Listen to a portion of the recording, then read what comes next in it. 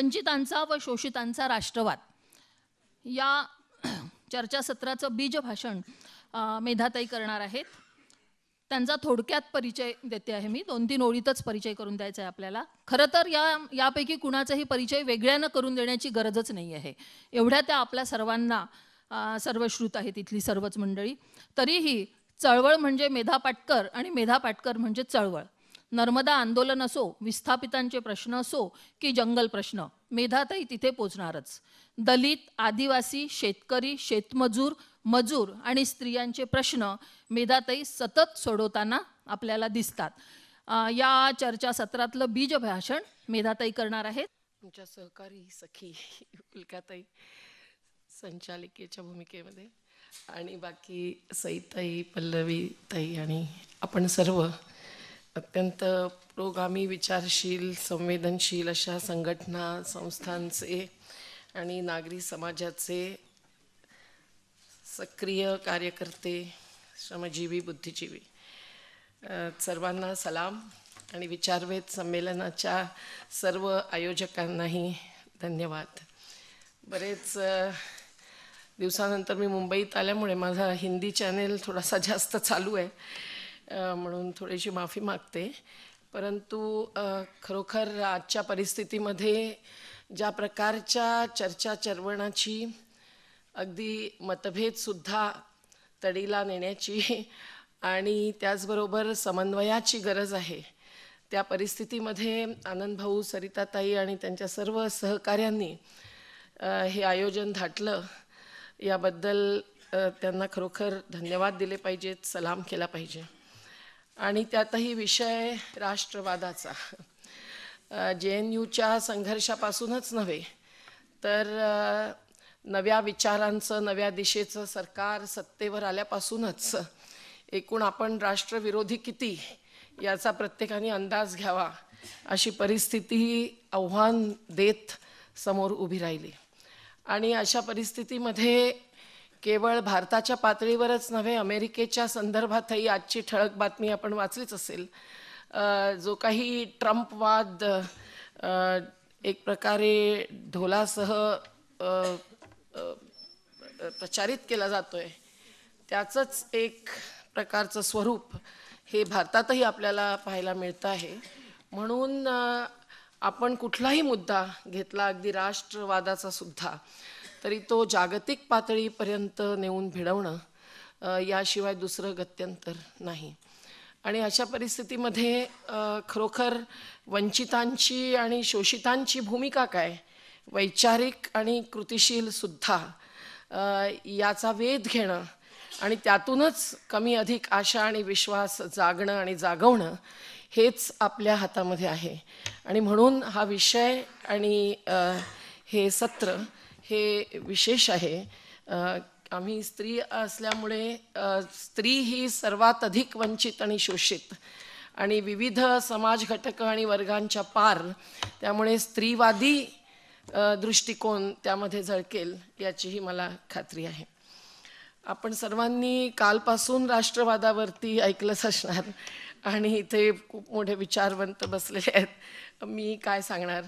परंतु हे निश्चित की आज आपल्याला आठवण होते ती एकूणच युरोपातल्या फ्रेंच क्रांतीपासून सुरू झालेला त्याच्यानंतरचा राष्ट्रवाद याची. आणि त्या राष्ट्रवादाच्या एकूण चौकटीमध्ये कुठेतरी साम्राज्यशाहीला आव्हान देणारा असा राष्ट्रवादही जन्माण्याची एक प्रकारची सोय होती, अवकाश होता, हे आपण विसरू शकत नाही.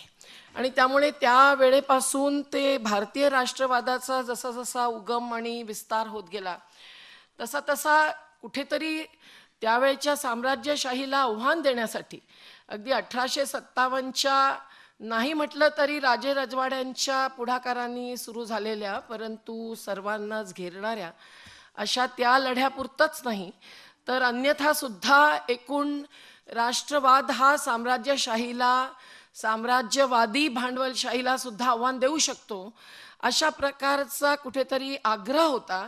आणि त्याची गरज म्हणून अगदी मार्क्सवाद्यांपासून कुठेतरी गांधींनी सुद्धा मांडलेली होती. परंतु ज्या वेळेला हाच राष्ट्रवादाचा मुद्दा आणि आग्रह हा खोटा अभिमानी स्वाभिमानी सुद्धा नव्हे केवळ असा ठरू शकतो आणि त्यातूनच एकूण पुरोगामी भूमिका काय अगदी सुधारणावादी रिफॉर्मिस्ट भूमिका सुद्धा मागे पडून कुठेतरी एक वेगळी दिशा घेऊन संकुचिततेचाच प्रतीक बनतो, हे जेव्हा दिसायला लागलं त्यावेळेला या प्रकारचे दोन्ही प्रवाह हे एकत्र कमी अधिक वर्चस्वासह भारतामध्ये आपल्याला आढळत गेले, हेही आपण नाकारू शकत नाही. आणि म्हणून आजच्या परिस्थितीमध्ये एकीकडे जागतिकीकरण, उदारीकरण, ग्लोबल व्हिलेजच्या संकल्पना मांडणारेच, दुसरीकडे अगदी जातीपाती धर्म मूलतत्ववादावर आधारित आणि आपल्या देशी परदेशी शत्रूंना गाठत आणि घेरत असा जो राष्ट्रवाद उफाळून येतो आहे, त्या दृष्टिकोनातून आपण खरोखर राष्ट्रवाद ही संकल्पना आवश्यकच आहे असं मानावं की नाही, हाही प्रश्न कोणी उठवला तर गैर वाटत नाही.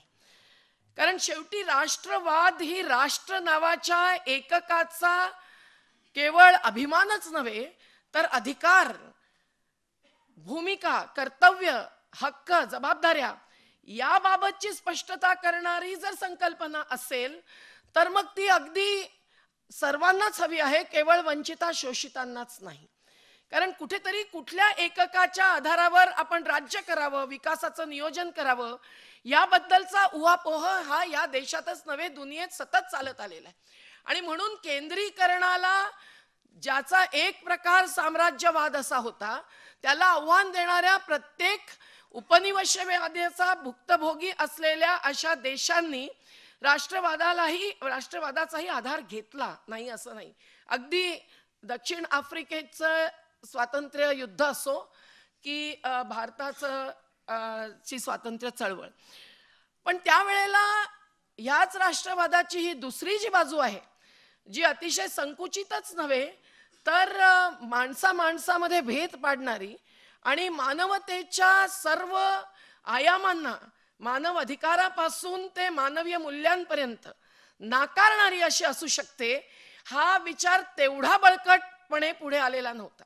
मात्र आता आजच्या परिस्थितीमध्ये हे सगळं आपल्याला वास्तव पाहायचं असेल तर केवळ इतिहासाचा विचार न करता भविष्याच्या विचाराच्या दृष्टीने कोण राष्ट्रवादाची व्याख्या करणार, म्हटलं त्याप्रमाणे राष्ट्रवाद या संकल्पनेची गरज आहेच का, इथपासून ते राष्ट्रवाद जर आवश्यक एक मधला टप्पा किंवा मधलं एकक आणि त्याच्या संदर्भातला विचार आणि संकल्पना असं जर आपण मानत असतो, अगदी गाव आणि गावगाड्यापासून ते जगत आणि जागतिक नीती धोरणांपर्यंत याच्या कंटिन्युअमवरती एक मध्य असलेलं असं जर एकक आपण मानत असू तर मग त्याचे आयाम काय असणार, त्याचे पॅरामीटर्स काय असणार, त्याच्यामध्ये अवकाश किती कोणाला असणार, राष्ट्र नाही होती हे भुक्कड जनता, हे कवींनी म्हटलंय त्याप्रमाणे खरोखर जनतेचा, आम जनतेचा, मेहनत कशांचा, शोषितांचा, वंचितांचा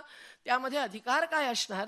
आणि एकूणच या राष्ट्रवादाचं एकीकडे अतिशय तळागाळाच्या घटकांशी, एककांशी आणि दुसरीकडे जय जगत सारख्या व्यापक संकल्पनेसह जगताशी काय संबंध आणि नातं असणार, हा विचार स्पष्ट होणं आवश्यक आहे. मित्रांनो, आज राष्ट्रवादाच्या निमित्ताने JNU सारख्या विद्यार्थ्यांच्या आंदोलनाला घेरणं, हैदराबाद सेंट्रल युनिव्हर्सिटी मधल्या विद्यार्थ्यांच्या आंदोलनाच्याच पोटी आंबेडकरवादी विचार धिक्कारणाऱ्या अशा पण मोदींच्या हस्ते वैज्ञानिक म्हणून सन्मान झालेल्या अप्पा राव नावांच्या व्हाईस चॅन्सलरांच्या अत्याचारामुळे रोहित वेमुल्लाला एक प्रकारे शहीद व्हावं लागणं, हे सर्व आपल्या समोर आव्हान म्हणून उभं आहे. आणि एवढंच नव्हे तर जे कोणी व्यवस्थेला आव्हान देतात, जे कोणी धर्म मूलतत्ववादाला आव्हान देतात, जे कोणी धार्मिकतेच्या आधारावरती हिंदू, मुस्लिम किंवा कुठल्याही धर्मातला मूलतत्ववाद हा आपल्या राजकीय आणि आर्थिक ध्येय धोरणांचा गाभा मानतात, त्यांना प्रश्न विचारणाऱ्यांना सुद्धा राष्ट्रवाद विरोधीच नव्हे तर राष्ट्रविरोधीच मानणं ही एक राजकीय हत्यार झालेलं आहे. आणि अशा परिस्थितीत म्हणून राष्ट्रवादाची खुली चर्चा ही निदान महाराष्ट्रामध्ये आजपर्यंत होऊ शकते हेही नसे थोडके. हे निश्चित की आज ज्या भांडवलशाहीचा वेध राष्ट्रवादाच्या निमित्ताने आपण घेतलाच पाहिजे, त्या भांडवलशाहीचं एक अत्यंत आणि अधिकाधिक विकृत असं स्वरूप आपल्या पुढे आलेलं आहे. अगदी सो कॉल्ड डिमॉनिटायझेशन पर्यंत. आम्ही तर त्याला मॉनिटायझेशनच म्हणतो, कारण कॅशलेस इकॉनॉमी खरोखर ज्यांची होती ते आमचे सातपुडा आणि विंध्यातले आदिवासी, ज्यांना खरोखर पैशानी जमीन विकता येते आणि विकत घेता येते असं वाटत नव्हतं, आणि सागाचं लाकूड इतर कोणी तोडून ठेवलंच आपल्या घरासाठी तर रात्री चोरून जाऊ शकतं हे स्वप्नातही नव्हतं. परंतु अशा कॅशलेस इकॉनॉमीवर जगणाऱ्या आणि त्यालाच आपला देश हा त्या सातपुड्याच्या सीमारेखांपर्यंत मानत मग आंदोलनात उडी घेणाऱ्या अशा प्रत्येक आदिवासीला आता नोटांशिवाय पर्याय नाही असं एक भासवून देणं, जाणवून देणं हे एक मोठंच कारस्थान आम्हाला वाटतं. आणि म्हणून जान देंगे पर जमीन नहीं देंगे असं म्हणण्याची हिंमत आता झारखंडी किंवा छत्तीसगढी आदिवासींनाही होऊच नये. अशा प्रकारे त्यांना भीक मागत त्या नोटांची रांगेमध्ये उभं करणं हा त्यांचा अत्यंत घृणास्पद असा अपमान आहे. आणि हे सगळं जर आजच्या नव्या राष्ट्रवादाचा भाग असेल तर हे केवळ कंपनीवाद आहे, कंपनीकरण आहे, कॉर्पोरेटायझेशन आहे आणि पुंजी आणि बाजारवादाचंच स्वरूप हे राष्ट्रवादाच्या नावाने कुठेतरी विकलं किंवा पसरवलं जात आहे असं आपल्याला म्हणावं लागतं. आणि अशा अनेक गोष्टी या देशामध्ये घडत आहेत राष्ट्रवादाच्याच नावाने. त्या तिथे सर्जिकल स्ट्राईक्स पासून आपण सुरुवात करू म्हटलं तर युद्धखोरीचं जे चित्र उभं केलं जातंय, ज्यामध्ये मग जय जगत आणि इतर जागतिक पुंजी जी केवळ पैशाची असू शकत नाही, जी जागतिक जनतेची असू शकते आणि एकूण रिश्त्या नात्यांची असू शकते, आणि ते खरं भांडवल हे मानवतावाद जगवू आणि जोपासू शकतं, ह्या विचार बाजूला ठेवत तिथल्या भांडवलाचा एकतर्फी खुला प्रवाह इथे आणत इथल्या जंगल जमिनीवरती आक्रमण, इथल्या एककांवरती आणि लोकशाहीवरती, लोकशाही संरचना आणि प्रक्रियांवरती आक्रमण हे आपण अनुभवतो आहोत. आणि म्हणून ह्या नव भांडवलशाहीचं हे जे स्वरूप आहे, जे केवळ त्या पेटीएम मध्ये 60% मुनाफा हा चायनीज कंपनीला जाणार एवढ्या पुरतं मर्यादित नाहीये, तर ह्या देशातली सर्व संपत्ती अगदी खनिज संपत्तीपासून ते जल जंगल आणि जमिनीची सर्व संपत्ती, जलसंपत्ती ही सुद्धा त्यांच्याच साठी टिकवून आणि आरक्षित धरलेली आहे, भूमिहीनांसाठी नाही. असा जो विचार अर्थनीतीमध्ये सरळ सरळ प्रतिबिंबित होतो आहे, मग मन की बात म्हणून काही मांडलं जात असेल तरी सुद्धा हा अतिशय विचार करायला लावणार आहे. आणि आपण सर्व त्याबद्दल त्याशी परिचित आहात, म्हणून जास्त विस्तृतपणे न बोलता मी एवढंच म्हणेन की अशा प्रकारची जी जागतिक नवभांडवलशाही आता आपल्या राष्ट्रीय ध्येय धोरणांमध्ये सुद्धा घुसपैठ करून चुकलेली आहे, ज्यामुळेच त्यांना 5 वर्षामध्ये 35-35 लाख कोटी रुपयांची सूट दिली जाते, ज्यामुळेच एक एक इंडस्ट्रियल कॉरिडॉर म्हणत जवळजवळ 8 मुख्य इंडस्ट्रियल कॉरिडॉर्स हे शेती करत असलेल्या शेतकऱ्यांना, कष्टकऱ्यांना न विचारता परस्पर मोदींच्याच गुजरातमध्ये 2011 मध्ये बसून जपानच्या बँकेशी झालेल्या कराराच्या पोटी दिल्ली मुंबई इंडस्ट्रियल कॉरिडॉर, ज्याच्याही बद्दल उल्काताई इथे लढत आहेत, वेगवेगळ्या पातळीवर आम्ही सर्व लढत आहोत, या सगळ्या इंडस्ट्रियल कॉरिडॉर पोटी त्यांना आरक्षण देत हस्तांतरित होत आहेत एवढ्या मोठ्या प्रमाणावर जमिनी. एकेका इंडस्ट्रियल कॉरिडॉरमध्ये 3,90,000 हेक्टर्स, दुसऱ्या इंडस्ट्रियल कॉरिडॉरमध्ये 3,40,000 हेक्टर्स. आणि अशा परिस्थितीमध्ये लढणं हे औरंगाबादचे कल्याण डुगले आणि इथे बसलेले आहेत की कशा प्रकारे 100 एकर SEZ रद्द करून मिळवण्यासाठी त्यांना जंग पछाडावं लागलं ते तेच जाणवत. आणि अशा एकूण वातावरणामध्ये खरोखर राष्ट्रीय आर्थिक ध्येय धोरणांमध्ये झळकतो आहे तो कुठलाही राष्ट्रवाद किंवा समाजवाद तर नाहीच नाही, झळकतो आहे तो केवळ कॉर्पोरेटवाद, पुंजीवाद आणि बाजारवाद, हे आपल्याला लक्षात घेतलं पाहिजे. आणि म्हणून ह्याला आव्हान देताना आपण खोट्या राष्ट्रवादाचा विचार हा वंचितांना आणि शोषितांना मान्य नाही हे ठणकावून सांगण्याशिवाय पुढचा मार्ग आपल्याला आशा विश्वास देऊच शकत नाही. आणि खरोखर हे सांगणं आता सुरू झालेलं आहे, कारण केवळ जलजंगल जमिनीवरतीच आक्रमण आहे असं नाही. एकूणच घटनेच्या मूलभूत अधिकारांपासून ते मार्गदर्शक सिद्धांतांपर्यंत प्रत्येक गोष्टीवर आक्रमण आहे.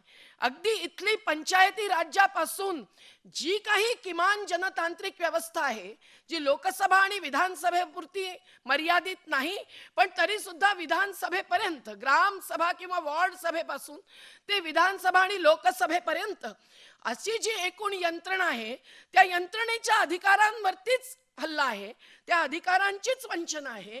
आणि म्हणून एक प्रकारे वंचित शोषित म्हणजे केवळ शेतकरी, कष्टकरी आणि केवळ भटके विमुक्त, दलित, आदिवासी आणि स्त्रिया सर्व घटकातल्या एवढ्यांपुरती गोष्ट मर्यादित नाही, तर सर्वांच्याच अधिकारांवरती एक प्रकारे आक्रमण आहे. आणि आपल्या सर्वांना अवकाशच न ठेवू देणारा असा यांचा हा खोटा राष्ट्रवादी चेहरा उघडा पाडल्याशिवाय गत्यंतर नाही. हे म्हणतात राष्ट्राचं, पण फिरतात जगतामध्ये. अविनाश धर्माधिकाऱ्यांच्या व्याख्यानमालेचं मी नाव ऐकलं, जय भारत जय जगत. तर यामध्ये एक समन्वय पण असू शकतो आणि यामध्ये एकूण विरोधाभासही असू शकतो.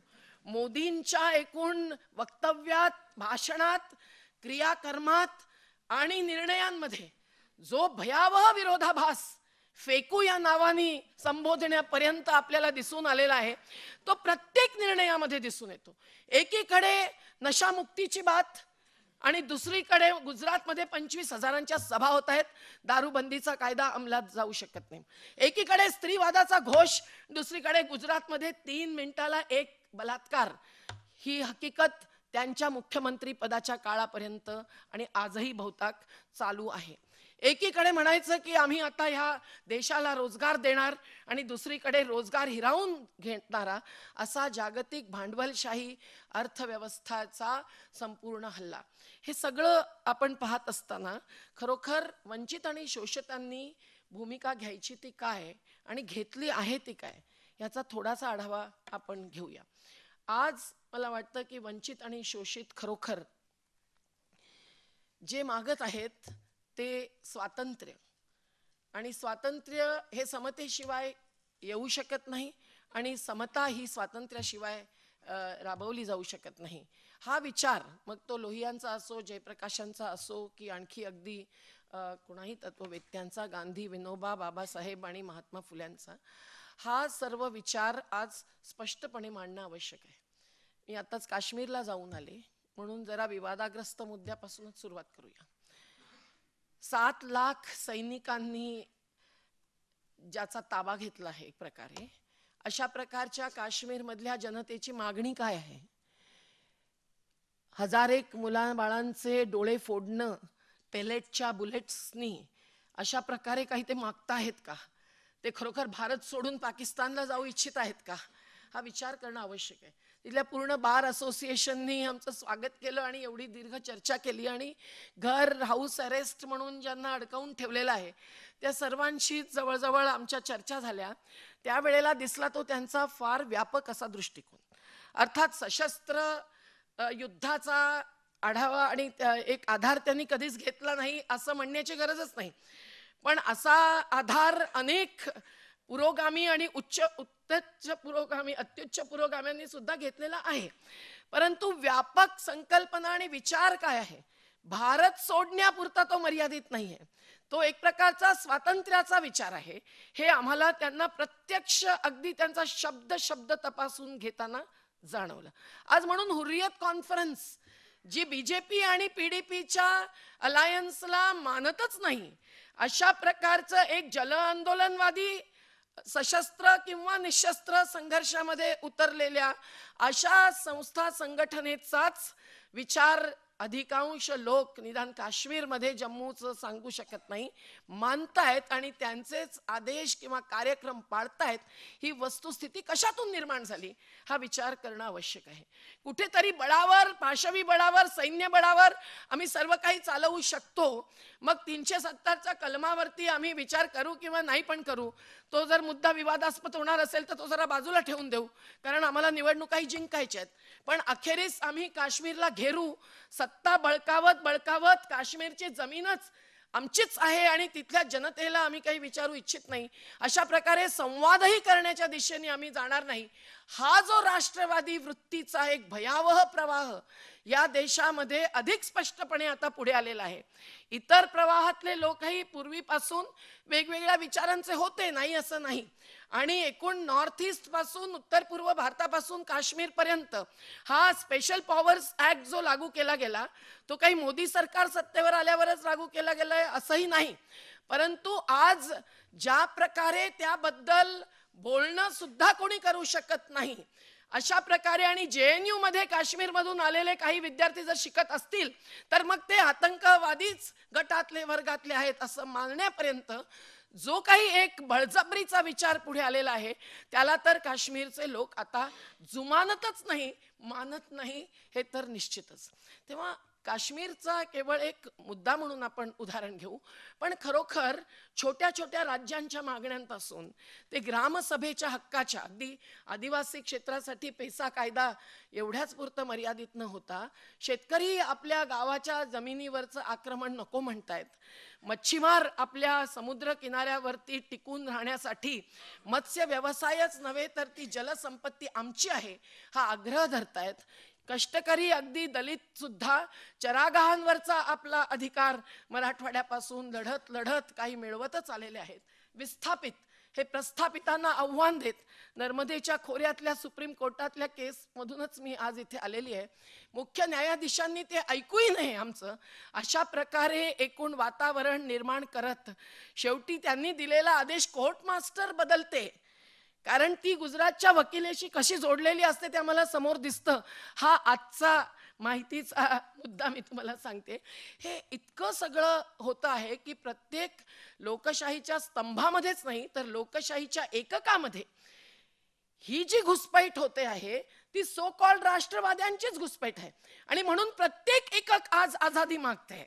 हम मांगते आजादी, भ्रष्टाचार के विरोध में आजादी, नशे के विरोध में आजादी, आक्रमण के विरोध में आजादी वगैरे वगैरे घोषणा ज्या आज तरुण सुद्धा अधिक जोशपूर्ण द्यायला लागले, त्याचा अर्थ केवळ एक प्रतिक्रियात्मक घेता कामा नये, कुठेतरी एकूण पर्यायी अशा विकासाचं, नियोजनाचं आणि राज्यतंत्राचं, गव्हर्नन्स हा मुद्दा खूप बनतो पण फार उथळपणे चर्चेला येतो. खऱ्या अर्थाने लोकशाही गव्हर्नन्स कसा असावा याचं दर्शन जर या आजादीच्या मागणीमध्ये, स्वातंत्र्याच्या अपेक्षेमध्ये आणि स्वप्नांमध्ये जर पडत असेल तर त्यात चुकीचं ते काय? शेवटी आपल्याला आपल्या पडोसी राष्ट्रांबरोबर संबंध सुद्धा सुखाचे, शांतीचे हवेत की नाहीत? उरी मधल्या लोकांचं ते म्हणणं आहे जे आमच्या बैठकींमध्ये येऊन ते मांडत राहिले, त्यांना नको आहे तिथे युद्ध, आणि पाकिस्तानच्या बॉर्डरच्या पलीकडे आहेत कोण? आपलेच भाऊ बांधव. तसंच राज्यांतर्गत ज्याला राष्ट्र म्हणण्यासाठी सुद्धा नेशन आणि स्टेट हे दोन्ही एकत्र असेल तर कुठेतरी राष्ट्र असं म्हणू शकतो, नाहीतर मग दोघांना वेगळंच मानलेलं बरं. आज ज्या प्रकारचं नातं दुरावत चाललेलं आहे त्याच्यामुळे मी म्हणते, परंतु जर खरोखर राष्ट्र म्हणून काही आपली अस्तित्व आपलं असेल तर मग त्या राष्ट्राच्या अंतर्गत सुद्धा अशा प्रकारे युद्धवादी, युद्धखोरी व्यवस्था आणि प्रवृत्ती बळकावणं हे आपण होऊच देता कामा नये. हा वंचितांचा, शोषितांचा पहिला मुद्दा असला पाहिजे, कारण शेवटी त्यांच्या लढायांना, आमच्या लढायांना संविधानामध्ये जागा असली तरी प्रत्यक्ष धरातलावर आज जागा नाही. राष्ट्र म्हणून आम्ही सत्तेवर आहोत, आम्ही निर्णय घेऊ असं म्हणणाऱ्यांची संवादाची भूमिका नाही. गैरबराबरी, विषमता दूर करण्याची कुठलीही धोरणं त्यांना नको आहेत. उलट आक्रमक वृत्तीने परंतु दुसऱ्या बाजूनी एक भ्रामक विचार वेगळ्याच आणि विरोधी प्रकारे पसरवत अशा सर्व धोरणांनाच ते पुढे रेटत आहेत. जे काही कायदे वंचितांच्या शोषितांच्या संघर्षातून आजपर्यंत आले, मग ते पर्यावरणाचे असो, ते भूमी अधिकरणाचे असो, ते म्हणजे बदलून आत्ता 2013 मध्ये आलेला श्रमिकांचे कायदे असो, स्वातंत्र्य चळवळीपासून निघालेले, आणि जे काही गेल्या 7 दशकांमध्ये काही मिळवलं, काही गमावलं, काही आव्हानात्मक रित्या आपण स्वीकारलं, हे सगळं पुढे जात असताना अगदी विस्थापितांच्या पुनर्वसनासारख्या मुद्द्यापर्यंत सुद्धा हे मात्र आता ते सगळं पलटवू पाहत आहेत आणि त्यालाच ते राष्ट्रवाद हे नाव देत आहेत. म्हणून फार गंभीरपणे आपण समाजाच्या तळागाळामध्ये, गल्ली बोळामध्ये कसे पोहोचू, हा खरा प्रश्न आहे. त्याचं उत्तर प्रत्येक कृतिशील माणसाने तरी काढायलाच पाहिजे. आणि अगदी रामदास भाऊ इथे आहेत, अनेक बुद्धिजीवींनी सुद्धा याला आव्हान दिलेलं आहे, नाही असं नाही. पुरस्कार वापसी सारख्या एका कार्यक्रमातून काहीतरी एक चळवळीत्मक असा भाव निर्माण होतो, लोकांच्या मध्ये कुठेतरी दुसरा पर्याय आणि वस्तुस्थितीचं विश्लेषण पोचतं, हे आपण नाकारू शकत नाही. आणि म्हणून तुम्ही प्रत्यक्ष अगदी तळागाळावर लढणारे असाल किंवा आपल्या कलमाच्या, आपल्या बुद्धीच्या आधारावरती निर्णय प्रक्रियेत कमी अधिक अवकाश आहे तो वापरणारे असाल, पण त्या प्रत्येकालाच, आपल्या प्रत्येकालाच काहीतरी भूमिका या बाबतीत बजावावी लागेलच. वंचितांच्या राष्ट्रवादामध्ये अर्थात केवळ आपापल्या स्थानिक प्रश्नांना उत्तर शोधण्याचीच उर्मी आणि ऊर्जा असते असं नाही, हे मी स्पष्ट करू इच्छिते. कारण शेवटी वंचित लढतात ते कुठल्या तरी ठोस मुद्द्यावर लढतात. केवळ क्रांतिकारी भाषणं आणि सिद्धांतांच्या आधारावरती लढाया होऊ शकत नाहीत. अगदी मार्क्सवाद्यांना किंवा माओवाद्यांना सुद्धा तेंडूच्या पत्त्याचा भाव किती पैशावरून किती पैशांवरती नेणार या मुद्द्यावरती लोकांना संघटित करावं लागतं. शहरातल्या गल्ली बोळामध्ये पसरलेल्या मुंबईच्या 52% जनतेला अगर स्लम्समध्ये आणि झोपडपट्ट्यामध्ये राहावं लागतंय, तर आपल्या घराच्या अधिकाराचाच मुद्दा पुढे आणून लढावं लागतं, हे नाकारता येत नाही. अगदी तात्काळ ही शहरांची वाढच थांबवा असं त्यांना म्हणता येत नाही, कारण तेच या शहरांच्या वाढीला कारणीभूत आहेत असा उलटा विचार मांडला जातो. परंतु मुळामध्ये जरा जाऊन पलायन का होतं, गावं का सोडावी लागतात, पश्चिम महाराष्ट्रातल्या आणि मराठवाड्यातल्या लोकांचा लोंढा मुंबईकडे जास्त का लागतो बिहार उत्तर प्रदेशपेक्षा, याही गोष्टींना कुठेतरी आपल्याला विचारांनी हात घालावा लागतो. आणि तसा तो आपण घातला की मग वंचितांच्या शोषितांच्याच याच लढ्यातून कुठेतरी मूलगामी विश्लेषण आणि परिवर्तनाचा विचार हा पुढे येऊ लागतो. मुंबईमध्ये स्मार्ट सिटी येणार किंवा इंदोरमध्ये स्मार्ट सिटी येणार, पुण्यातही येणार असेल का पुणे आधीपासूनच स्मार्ट मानलं जात असेल कदाचित, मला माहिती नाही. परंतु त्यामधल्या स्मार्टनेसचा भाग हा खरोखर एक प्रकारची लूटखोरी आहे, विषमता अधिक वाढवणारी आहे आणि घराचा अधिकार गरिबांनाच काय मध्यमवर्गीयांनाही नाकारणारी आहे, हे आपल्याला माहिती असायला हवं. तर मग वंचितांच्या दृष्टीने या राष्ट्रामध्ये काय व्हायला पाहिजे आणि ज्या प्रकारचं रिअल इस्टेट डेव्हलपमेंट आता नव्या हाऊसिंग पॉलिसीमधून सुद्धा मोदींनी पुढे आणलंय. आजच्या जाहिराती पहा, बघवत नाहीत वर्तमानपत्र. हा, तुमच्याकडे पैसे असतील तर मग तुम्ही त्यांना घरी बोलावून विदाऊट बार्गेनिंग ते तुमचा पैसा स्वीकारतील आणि घर देतील. हे आता पेटीएमच्या आणि कॅशलेस इकॉनॉमीच्या निमित्ताने होत आहे. तसंच ते घराच्या गृहनिर्माणाच्या नव्या पॉलिसीमुळे होते. आता राजीव आवास नाही, दीनदयाळ आवास म्हटलं असतं तरी आम्हाला चाललं असतं, पण ती योजनाच बाजूला ठेवून ते 2022 पर्यंत प्रत्येकाला घर देत म्हणत खरोखर कर्ज देत आहेत आणि त्या कर्जातून रिकामी पडलेली दशलक्ष घरं प्रत्येक शहरातली मोठ्या ही ते विकू काढतायत, ज्याच्या ॲडव्हर्टाइजमेंट्स आज तुम्हाला वर्तमानपत्रात दिसत आहेत.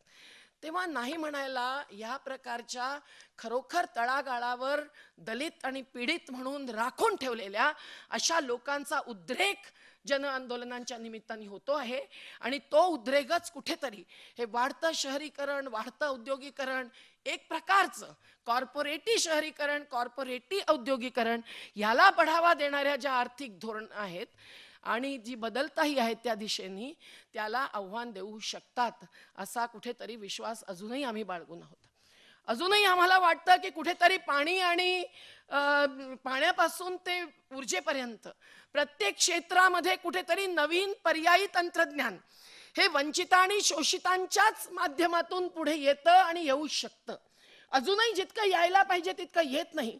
कारण कुठेतरी वरच्या पातळीवरती बार्गेनिंगलाच वाव देणं आणि त्यांनाही शेवटी आता जाऊ द्या, आता विकासाच्या लाभामध्ये हिस्सा मिळवण्यासाठी लढा ना, हाच खरा पुरोगामी विचार. इथपर्यंत पुरे आहे, त्याच्या पलीकडे जाण्याची गरज नाही असं जे मांडतात. ज्याच्या विरुद्ध शहराचं प्लॅनिंग कसं होऊ शकतं, अशोक दातारजी इथे आहेत, शिक्षण क्षेत्रातले अनेक लोक आहेत, स्वास्थ्य क्षेत्रातले अनेक लोक आहेत. हा जो एक मुळाचा परिवर्तनवादी विचार आहे, तो शोषितांच्या वंचितांच्या लढ्यातून पुढे आला तर राष्ट्र राष्ट्र म्हणत त्यांना शेवटी परिघावर ठेवणं, अधिक परिघाकडे ढकलणं, याला आपण आव्हान देऊ शकतो. या लढ्याचं म्हणून असं राजकीय प्रबोधन, सामाजिक प्रबोधन, विकासाच्या विविध पर्यायातून योग्य पर्याय निवडणं हे खरं नियोजन, आणि त्यामध्ये आपल्याला आवश्यक आणि घटनेने मंजूर केलेला मानवीय अवकाश, नागरिकी अवकाश, स्पेस ही हस्तगत करणं, हा उद्देश लढ्यांचा असला पाहिजे. यामध्ये आम्ही कमी पडतोय हे मी अगदी स्पष्टपणे सांगू इच्छिते. पण तरी सुद्धा शोषिता वंचितांच्या लढ्यांनीच कुठेतरी पर्यायांची गरज टिकवून ठेवलेली आहे. कुठेतरी पर्यावरणवादाचा विचार आज जो मंत्रालय नाकारत आहे, आत्ता निर्णय झाला, कुठलाही आवेदन हे स्वीकारणार नाही जर ते कुठल्याही विकास योजनेला प्रश्न लावणारं असेल तर. त्याच्या 4च दिवस आधी आमचं 10 पानी आवेदन त्यांच्याकडे गेलं होतं, ते आता कचऱ्याच्या टोपलीतच गेलं असणार. परंतु अभ्यासासाठी सुद्धा वेळ घालवू नका, योजना पुढे जाऊ द्या, पुनर्वसनासाठी थांबू नका, बुडवून टाका 244 गावं सरदार सरोवरांनी, असं जे एक धडकावून सांगितलं आणि ठरवलं जात आहे. आणि न्यायपालिकेतला हस्तक्षेप तुम्हाला किती म्हणून सांगावा, न बोललेलं बरं. अशा प्रकारचं जे एक राष्ट्रवादी सरकार आता आपण निवडून दिलंय असं ते म्हणतात, त्या सगळ्यांना आपण कसं थांबवणार, रोखणार, याचा विचार केला पाहिजे. वंचित, शोषित, भुक्तभोगी हेच जमिनीच्या वाटपाचा विचार असो, ज्या अडाणी आणि अंबानींच्या दिशेने चालल्यात, भूमिहीनांच्या दिशेने जायला हवा होता, तो सुधारणावादही बाजूला पडलाय, भूमी क्रांती आणि तर आणखीनच दूर झालेली आहे. या परिस्थितीमध्ये हे लढे अधिकाधिक सशक्त व्हायला हवेत. आणि शेवटी अर्थात जाती धर्माचा विचार.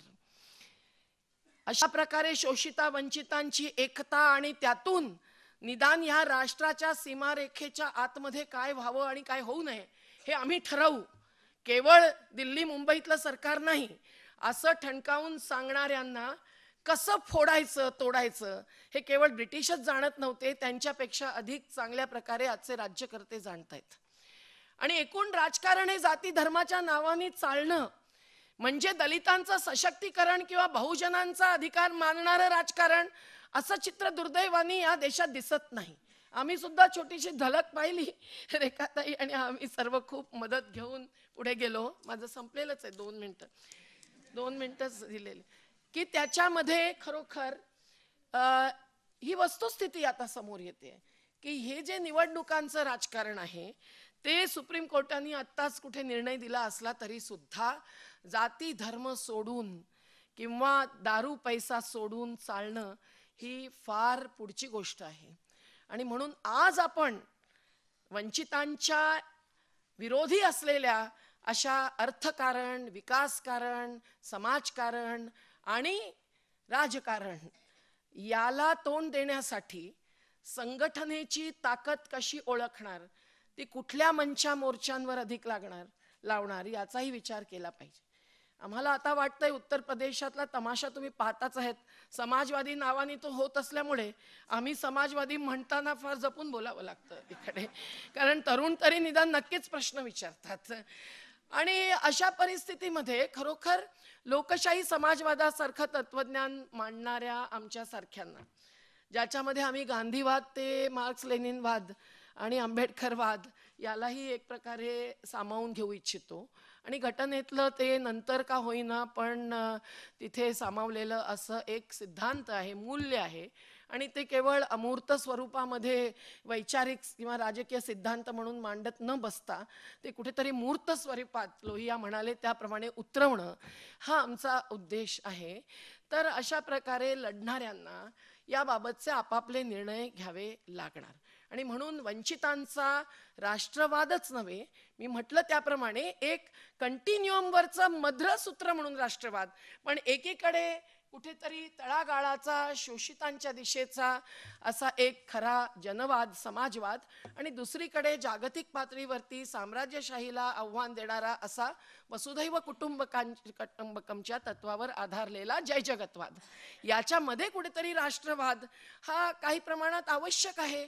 आपली भाषा, संस्कृती, आपला वेशभूषा, आपले खाद्यपदार्थ, या सगळ्यामधल्या विविधता आणि राष्ट्रीयता ज्याला आपण म्हणतो, यांना सामावून घेणारा असा तो राष्ट्रवाद असेल आणि तो दोन्ही बाजूला जोडणारा असेल तर वंचित आणि शोषित ते स्वीकारतील, नाही असं नाही. आणि तो पुढे नेण्यासाठी ज्याच्यामध्ये खरोखर भारतीय राष्ट्रसभा बसली होती, त्यावेळेला ज्या प्रकारे विविध धर्मांचे प्रतिनिधी एकत्र होऊन निर्णय घेत होते, ज्या वेळेला खरोखर सुधारणावाद युरोपातला आणि साम्राज्यवादीला आव्हान, हे दोन्ही लक्ष राष्ट्रवादाचे होते, त्याप्रमाणे जर आपण पुन्हा आणू शकत असो तर वंचित शोषित ते मान्य करतील. आणि तशी परिभाषा करत जर पुढे जायचं असेल तर आजच्या ह्या राष्ट्रवाद विरोधी सगळ्या चळवळींनीच एकत्र आलं पाहिजे, त्याशिवाय गत्यंतर नाही.